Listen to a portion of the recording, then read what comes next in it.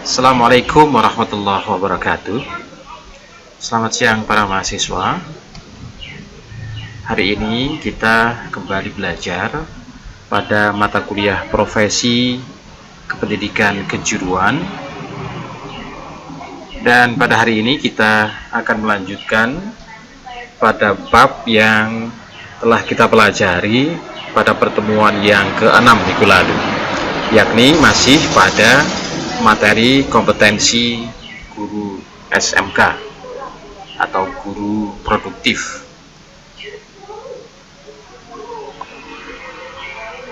Para mahasiswa, sebagai guru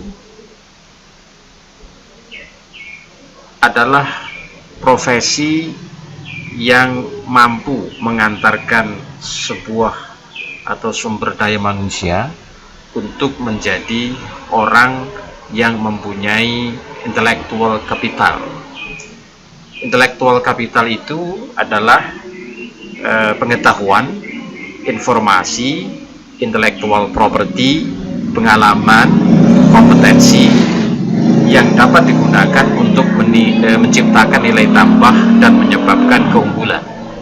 Artinya, kalau Anda menjadi seorang guru, artinya Anda harus dapat memberikan pengetahuan, harus memberikan informasi, harus menciptakan intellectual property kepada siswa, harus memberikan pengalaman, juga membentuk kompetensi yang pada akhirnya akan dapat menciptakan nilai tambah pada siswa.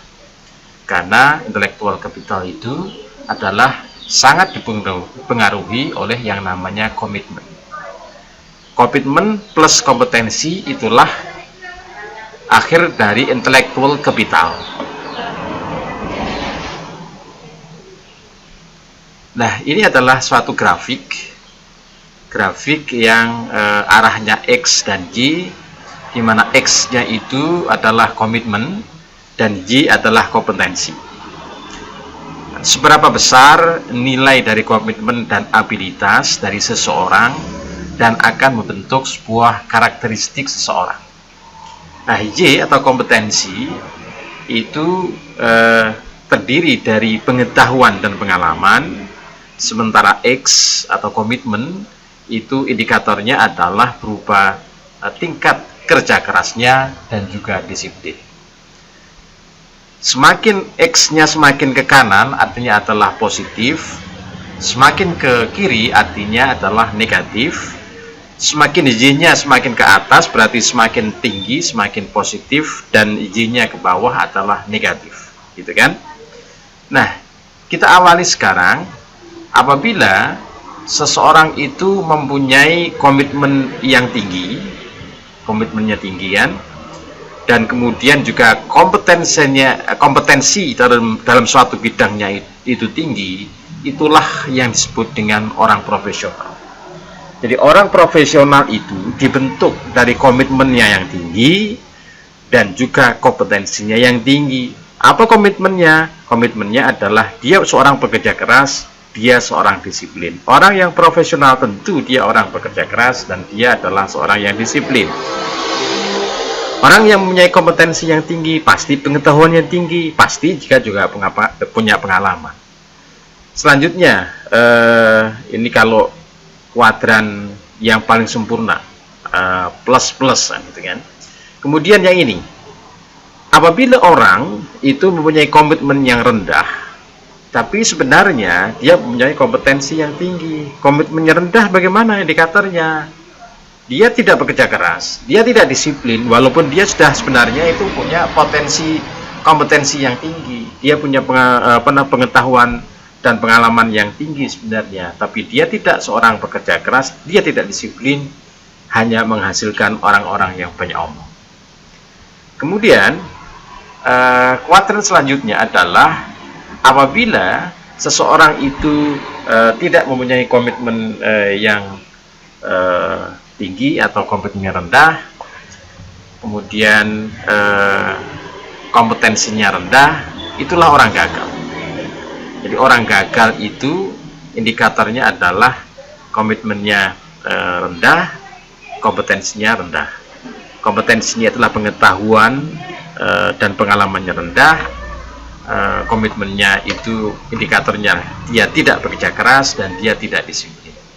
Kemudian pada kuadran selanjutnya, dia adalah orang yang tidak punya arah. Apa indikatornya? Indikatornya adalah apabila komitmennya itu positif, sementara kompetensinya ya negatif. Komitmennya dia tidak bekerja keras. Dia bekerja keras. Dia disiplin, tapi dia tidak punya kompeten. Dia tidak punya pengalaman bidang itu, dan dia tidak punya pengetahuan pada bidang itu. Pada akhirnya pun dia tidak mempunyai arah yang jelas. Di mana dia akan berjalan, dia tidak jelas karena dia tidak mempunyai dasar ilmu dan pengalaman yang mumpuni pada bidang itu. Nah, ini adalah komponen-komponen kompetensi pada slide ini. Ada kompetensi seseorang itu yang sifatnya tidak nampak atau tersembunyi. Ada kompetensi seseorang itu yang nampak atau kasat mata, dapat diperhatikan, dapat dinampakkan. Apa yang nampak? Yang pertama, perilaku seseorang itu nampak.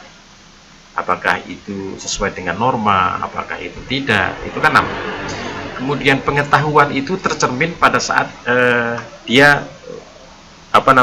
bertutur kata, karena tutur kata orang itu kan implementasi dari hasil pemikiran seseorang. Artinya pemikiran itu bersumber dari pengetahuan seseorang. Itu nampak.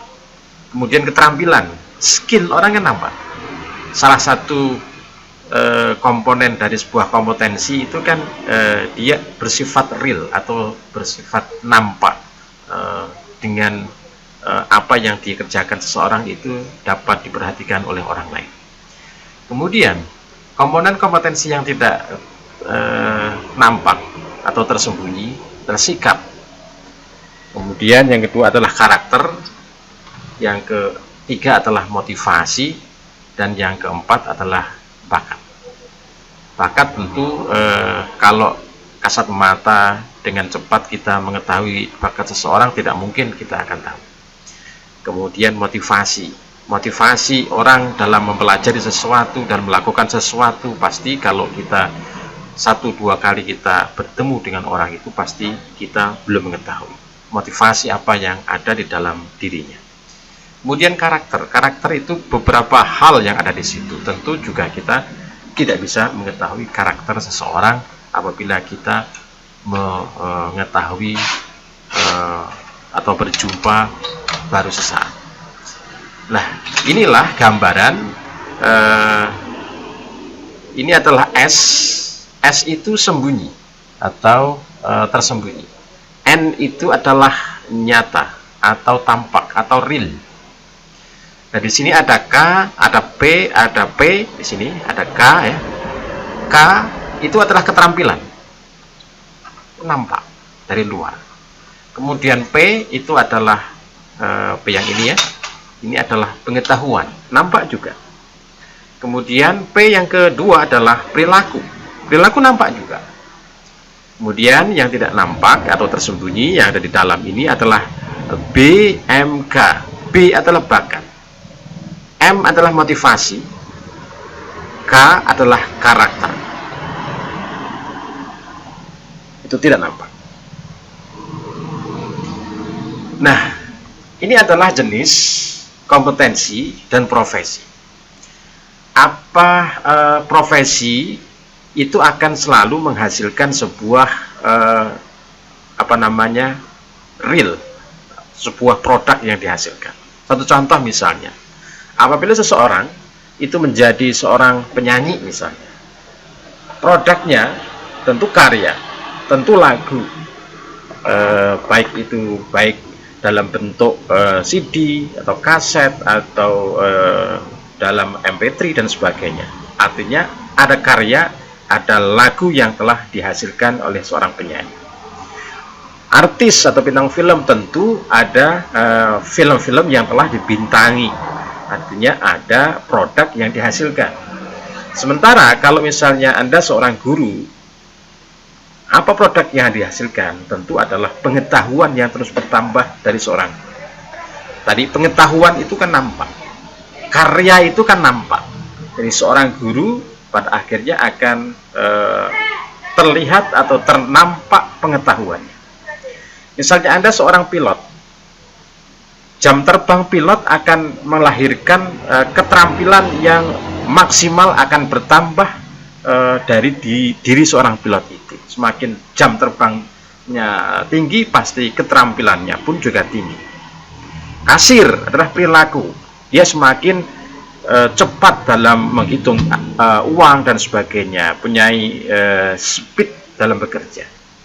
Kemudian sales, dia punya motif yang semakin tinggi. Tester, dia punya nampak bakat yang ada dalam diri seorang tester itu, dan seterusnya.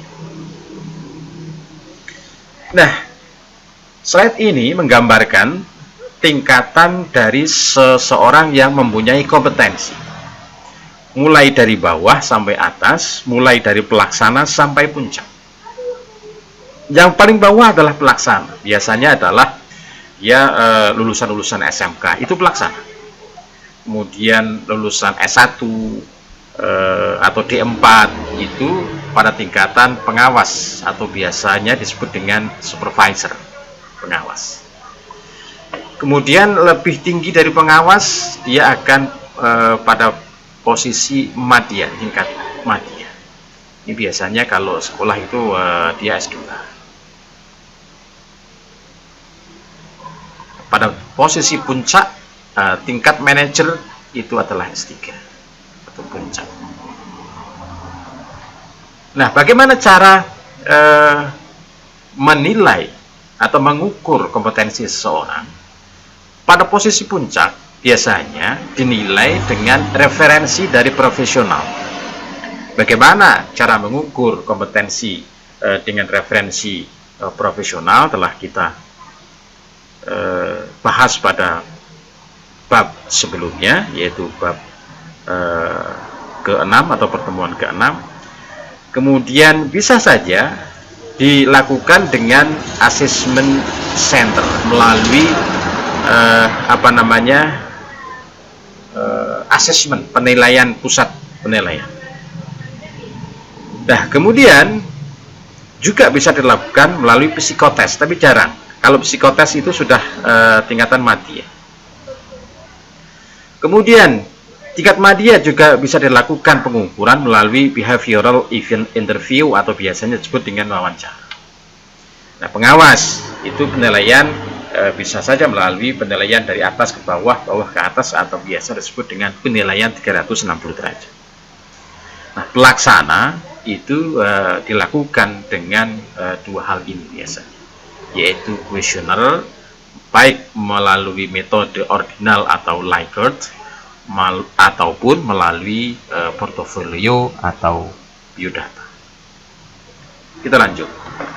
Apa manfaat dari kompetensi? Kenapa kita harus mempunyai kompetensi dan apa manfaat dari kompetensi itu?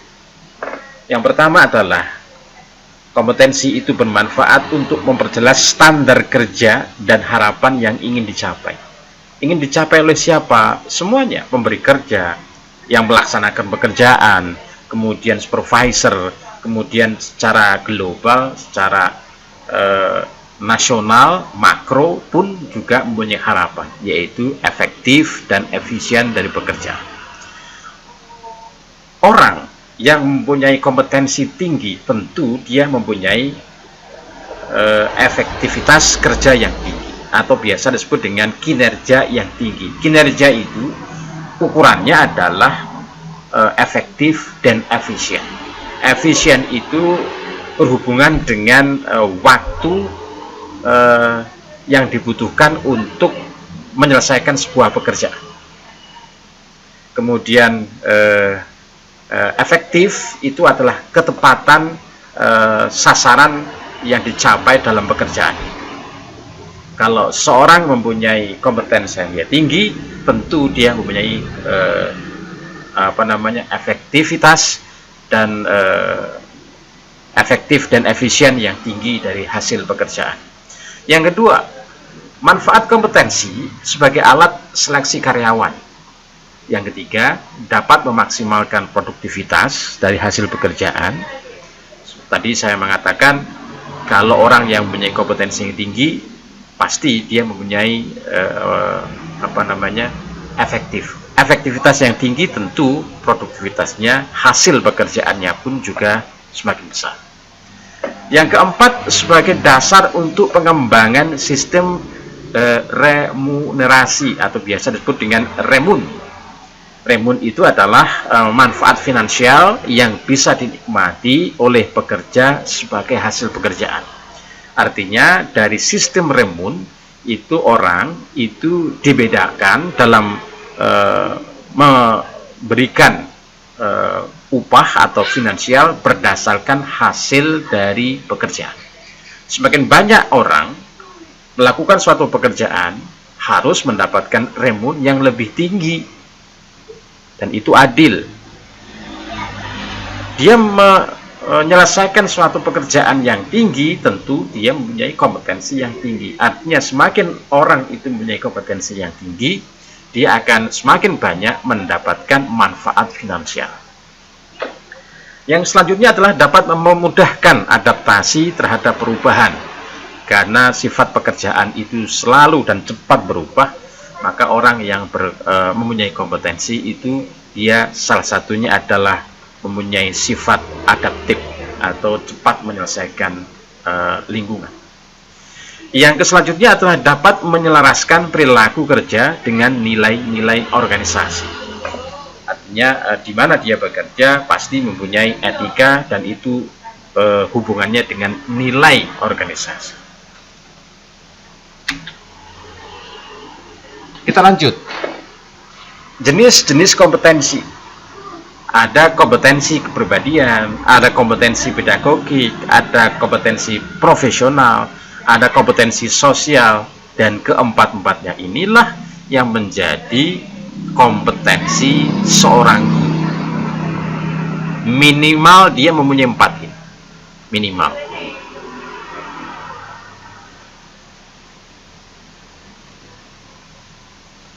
Nah, ada juga yang disebut dengan kompetensi utama atau biasa disebut dengan kompetensi dasar. Kompetensi dasar dari sebuah pekerjaan. Misalnya guru matematika, tentu dia kompetensi dasarnya dia bisa menghitung, kan gitu. Artinya kompetensi yang menjadi dasar melaksanakan sebuah pekerjaan itu adalah kompetensi utama atau kompetensi dasar. Ada juga yang disebut dengan threshold kompetensi atau pengetahuan dasar yang harus dimiliki seseorang agar dapat melaksanakan pekerjaan. Contohnya adalah membaca. Kalau sekarang misalnya dari guru, sekarang kompetensi thresholdnya adalah IT, karena tidak mungkin sekarang mengajar itu tidak kalau dengan menggunakan IT. Artinya adalah kemampuan ICT itu merupakan threshold kompetensi dari seorang guru SMK.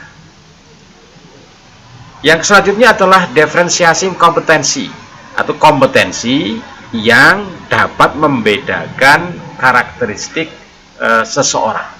Karena orang itu mempunyai kompetensi yang berbeda, pada akhirnya dia menjadi pembeda dari orang-orang yang lain.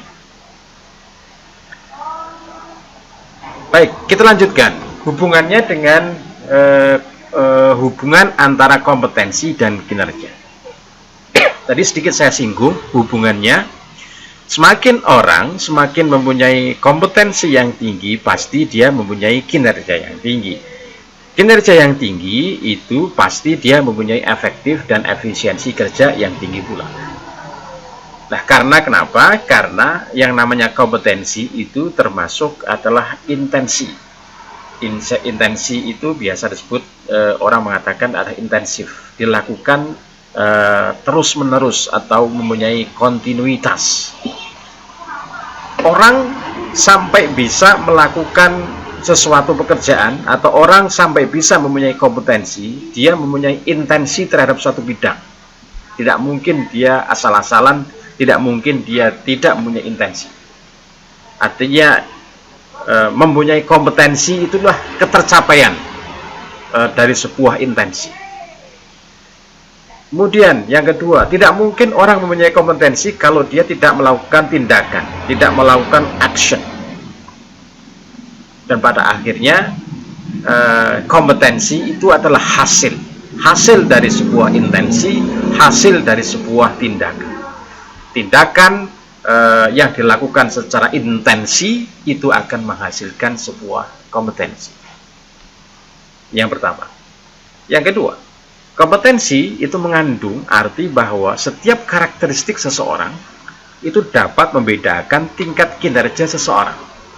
Tentu beda kan orang yang mempunyai kompetensi dan tidak, dan itulah menjadi pembeda seseorang yang mempunyai kompetensi dengan orang yang tidak mempunyai kompetensi. Yang ketiga, kompetensi dapat dikaitkan dengan kinerja atau hasil kerja. Sebab kompetensi mengindikasikan bahwa motif, sifat, konsep, diri, dan kompetensi pengetahuan dapat ditimbulkan oleh situasi yang mengharapkan kecakapan, perilaku, dan kinerja. Artinya di sini kompetensi itu mengandung motif, mengandung sifat, mengandung konsep diri. Nah, ketiganya itu menjadi karakteristik orang yang mempunyai kompeten. Sifat-sifat seseorang itu sangat dipengaruhi dengan kepemilikan kompetensi. Konsep-konsep diri seseorang sangat dipengaruhi dari kompetensi. Motif seseorang melakukan suatu pekerjaannya pun juga sangat dipengaruhi dari nilai kompetensi seseorang.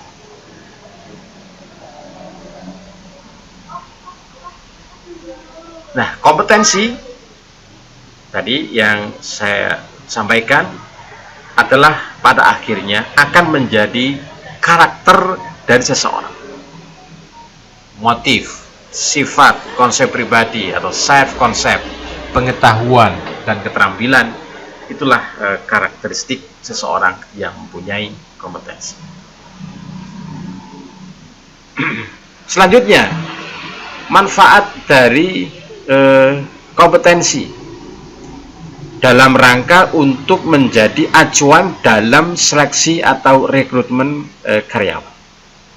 Artinya pada saat rekrutmen itu kan ada syarat-syarat kompetensi, harus mampu ini, mampu ini, mampu ini. Nah, artinya di situ pada saat seleksi itu membutuhkan atau diwajibkan atau diperuntukkan bagi orang-orang yang mempunyai kompetensi tertentu sesuai dengan yang diminta oleh lowongan pekerjaan.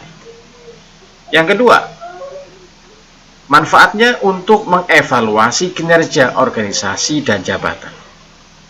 Artinya terlaksana atau tidak dari jabatan itu, dari sebuah organisasi tentu sangat dipengaruhi dari orang yang mempunyai kompetensi.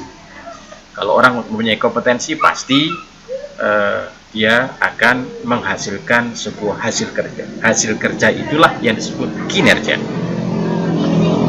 Yang ketiga, untuk pembinaan dan pengembangan pegawai yang selama ini belum sepenuhnya mengacu pada standar kompetensi. Artinya pegawai itu perlu dibina. Nah, harus ada standar kompetensinya.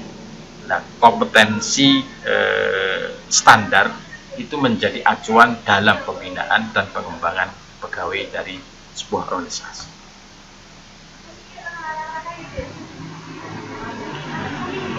Ini adalah manfaat standar dari kompetensi itu. Untuk seleksi, untuk promosi, untuk kompensasi. Kompensasi ada hubungannya dengan renum.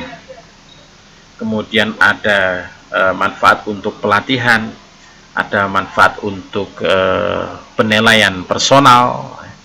Kemudian keenam, penilaian kebutuhan pendidikan dan pengembangan. Yang ketujuh, daya adaptasi organisasi. Yang kedelapan, perencanaan karir. Dan kesembilan adalah perencanaan suksesi. itu dari aspek personal. Dari aspek organisasi, kompetensi dapat berfungsi atau bermanfaat untuk mengevaluasi kinerja organisasi, untuk membuat uraian jabatan, dan untuk pembinaan dan pengembangan pegawai. Baik, kita lanjut. Ini adalah elemen kompetensi dari seorang guru, atau di sini disebutkan qualities ya, of effective teacher, efektif kualitas dari seorang guru. Yang pertama adalah prerequisites of effective teaching. Yang kedua adalah the teacher of a person. Yang ketiga adalah classroom management and organization. Yang keempat adalah organization for instruction. Yang kelima adalah implementing instruction. Dan yang selanjutnya adalah monitoring student progress and potential.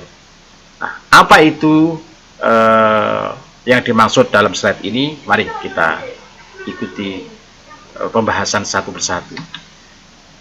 Prerequisite of effective teaching atau prasyarat pengajaran yang efektif. Artinya di sini orang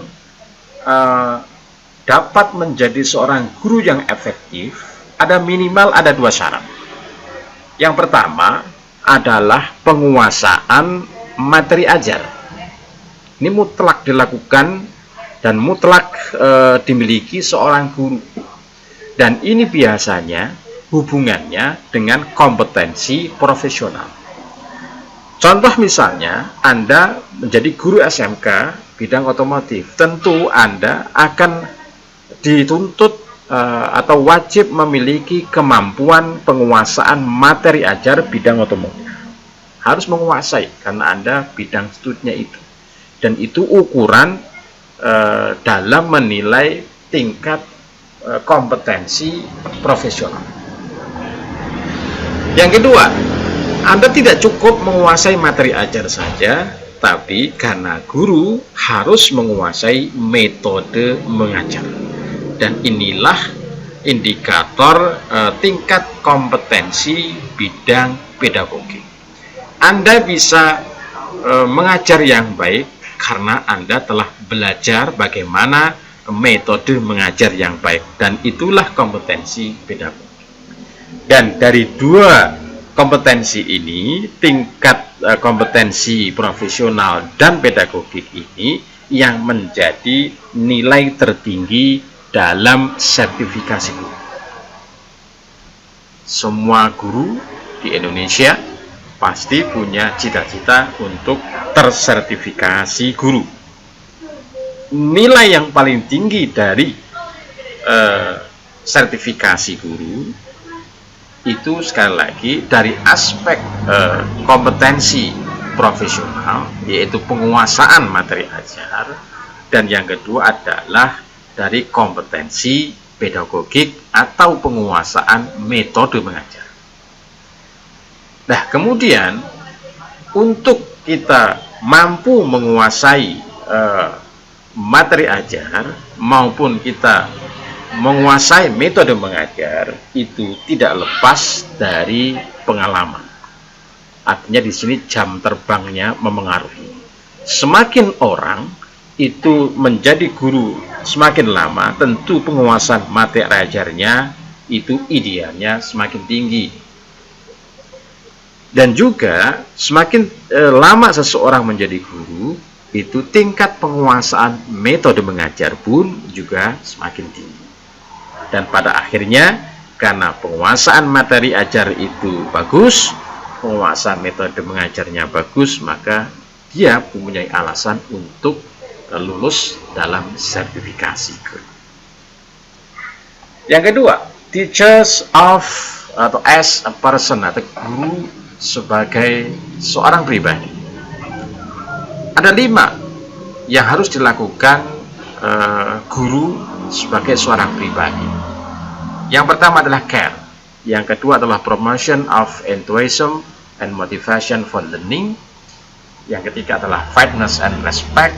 Yang keempat adalah attitude toward the teaching, dan yang kelima adalah social interaction with student.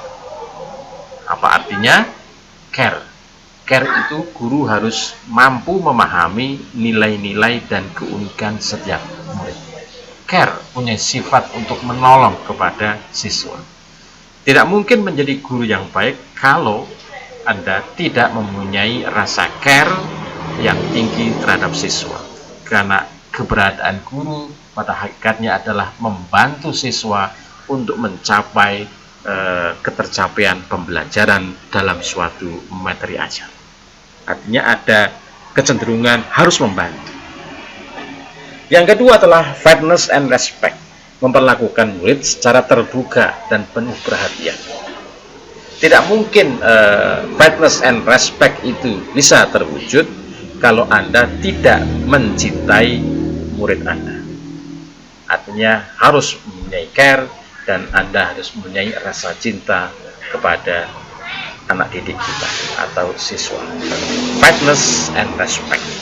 Yang ketiga adalah attitude toward the teaching professional, sikap positif terhadap profesi guru. Bagaimanapun juga yang namanya guru itu adalah profesi yang menjadikan dirinya menjadi model kehidupan. Artinya kalau bahasa Jawanya itu ditiru atau model kehidupan. Apa yang dilakukan guru pada akhirnya akan ditiru oleh siswa. Attitude toward the teaching profession.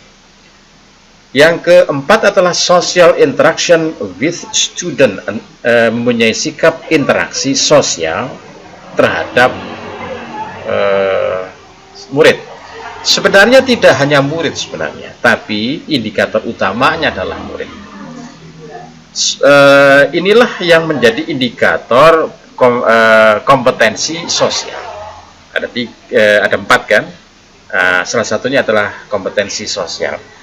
Kompetensi sosial itu dinilai dari seberapa tingkat interaksi sosial yang dilakukan oleh seorang guru, terutama adalah kepada murid. Yang kedua adalah kepada sesama guru, karena tidak mungkin kita mendidik murid itu sendirian, pasti melibatkan guru yang lain. Artinya seorang guru harus mempunyai interaksi sosial pula kepada sesama guru, sesama teman yang ada di sekolah, dan juga interaksi sosial terhadap orang tua atau wali murid. Karena pada intinya guru itu membantu orang tua murid dalam mendidik siswa. Yang kesekian adalah promotion of enthusiasm and motivation for learning, yaitu memiliki antusias dan motivasi dalam pembelajaran sehingga murid-murid yang diajar mencapai prestasi yang tinggi.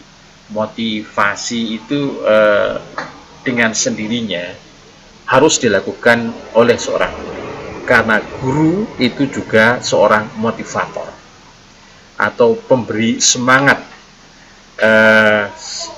Tugas guru akan berhasil kalau dirinya juga seorang motivator yang bagus, yang hebat, yang berhasil. Siswa bermalas-malasan untuk belajar karena peran guru sebagai motivator yang mampu menggerakkan siswa, menggerakkan aktivitas siswa untuk giat dalam belajar. Itu motivator. Yang kesekian, reflective practice, selalu melakukan refleksi terhadap praktek-praktek yang telah dilakukan untuk mengetahui kekurangannya dan selanjutnya diperbaiki. Artinya guru itu seorang profesi pembelajar. Artinya pembelajar itu harus selalu dan senantiasa belajar. Artinya belajar itu melakukan reflektif terhadap dirinya sendiri, menghilangkan praktek-praktek yang kurang baik menuju yang lebih baik. Artinya pembelajar seperti itu harus belajar. Lanjut, classroom management and organization. Seorang guru itu adalah seorang manajemen dan seorang organisatoris di kelas. Ada dua hal seorang manajemen kelas itu dilakukan oleh seorang guru. Yang pertama adalah expectation for student behavior, dan yang kedua adalah classroom organization. Ekspektasi itu artinya adalah harapan. Behavior itu adalah perilaku. Artinya di sini dari hasil penelitian terdapat hubungan antara manajemen dan organisasi kelas dengan harapan dan perilaku murid. Murid itu mempunyai harapan terhadap guru dalam satu kelas agar dia mempunyai semangat untuk menyelesaikan atau mencapai ketercapaian pembelajaran pada suatu mata pelajaran. Dan ekspektasi dari siswa itu guru harus bisa mewujudkan harapan dari siswa. Ingin mempelajari ini, ingin mempelajari itu kan harapan. Artinya tugas guru membantu siswa untuk mencapai ekspektasi, mencapai ketercapaian pembelajaran. Dan itu dilakukan bagaimana caranya? Dia pandai-pandainya seorang guru memanage, mengorganisasi di dalam kelas. Dan itulah tugas classroom management dari seorang guru di dalam kelas. Selanjutnya adalah organization for instruction, yaitu pengorganisasian pembelajaran. Apa yang dilakukan? Ada 4 yang dilakukan, yaitu focusing on instruction, expecting student to achievement, yang ketiga adalah maximizing instruction time, dan yang keempat adalah planning and preparing for instruction. Focusing on instruction, fokus dalam pembelajaran. Artinya guru harus memberikan contoh kepada siswa dan mengajak siswa untuk fokus dalam pembelajaran, dalam mengikuti pelajaran. Yang kedua, maximizing instructional time, menggunakan waktu secara maksimum. Oleh karena itu, seorang guru harus mampu membuat yang namanya RPP. RPP itu salah satu cara untuk memanage, menggunakan waktu secara maksimum untuk mencapai ketercapaian pembelajaran pada suatu mata pelajaran. Yang ketiga adalah guru yang efektif harus memiliki kompetensi untuk merumuskan apa yang harus dicapai oleh murid. Artinya indikator-indikator tiap minggu dalam suatu mata pelajaran itu guru harus bisa menggambarkan atau merumuskan apa saja yang harus dicapai oleh murid, yang pada akhirnya murid akan mencapai ketercapaian pembelajaran. Ada tingkatan-tingkatan. Yang keempat, planning and preparing for instruction, perencanaan dan persiapan untuk pembelajaran. Inilah hubungannya dengan RPS juga. Selanjutnya, implementing instruction, implementasi pembelajaran. Ada 5 hal yang dilakukan guru agar dapat melakukan pembelajaran yang bagus, yang efektif di kelas. Yang pertama adalah student engagement. Yang kedua adalah communication of consent, skill, knowledge, kemudian instructional strategic, kemudian instructional complexity, dan pada akhirnya yang terakhir adalah questioning strategy. Strategi pembelajaran.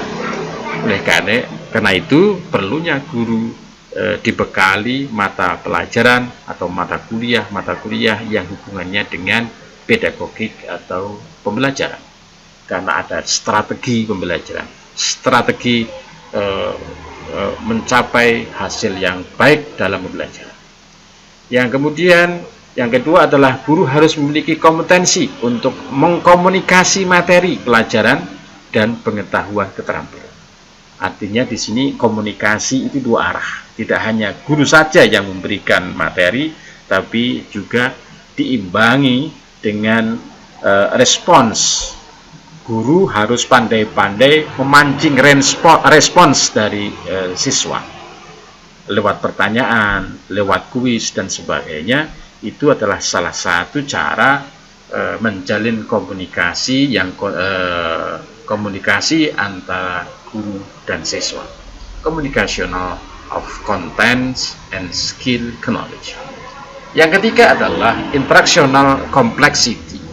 Guru harus memahami bahwa pembelajaran itu merupakan hal yang kompleks yang terkait dengan karakteristik dan kapabilitas murid, karakter materi yang diajarkan, kemampuan guru, dan model-model pembelajaran. Artinya banyak hal yang harus dilakukan guru dalam rangka mencapai ketercapaian pembelajaran. Salah satunya adalah kemampuan guru dalam materi itu penting. Kemudian model-model pembelajaran yang dilakukan pada suatu materi pembelajaran juga penting.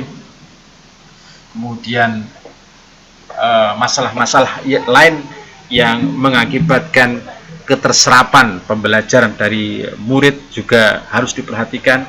Artinya setiap siswa itu mempunyai permasalahan yang berbeda-beda dan kompleks, dan guru itu harus menyelami dari permasalahan murid-murid yang ada, karena permasalahan-permasalahan itu pada akhirnya mempengaruhi dari hasil pembelajaran murid. Yang keempat, questioning strategi bertanya. Setelah guru menyampaikan materinya, tentu ada komunikasi, dan itu bertanya, baik melalui pertanyaan tertulis atau melalui pertanyaan langsung atau dalam bentuk yang lain.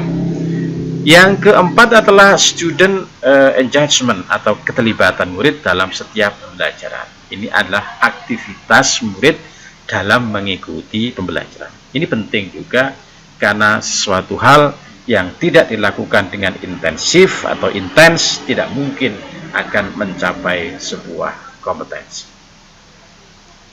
Artinya di situ kedisiplinan murid sangat diperlukan dalam mencapai hasil yang maksimal.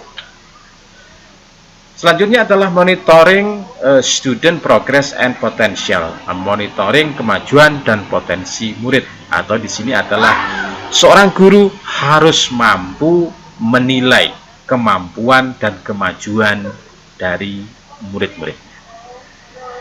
Evaluasi pembelajaran itu wajib dilakukan oleh seorang guru. Nah, ini adalah menurut undang-undang, yaitu Peraturan Pemerintah Nomor 19 Tahun 2005 tentang Standar Nasional Pendidikan, pasal 28 ayat 3, yang menyatakan bahwa ada 4 kompetensi guru. Yang pertama adalah pedagogi, yang kedua adalah kepribadian, yang ketiga adalah sosial, dan yang keempat adalah kompetensi profesional. Baik mahasiswa, demikian yang dapat saya sampaikan pada materi yang ke-7 pada minggu ini. Dan untuk melihat kehadiran Anda dalam mengikuti mata kuliah ini, pada setiap materi kuliah akan diakhiri dengan kuis, dan saya tunggu jawaban kuis ke-7 ini dalam waktu yang telah disepakati. Terima kasih sekali lagi, mohon maaf atas segala kesalahan. Assalamualaikum warahmatullahi wabarakatuh.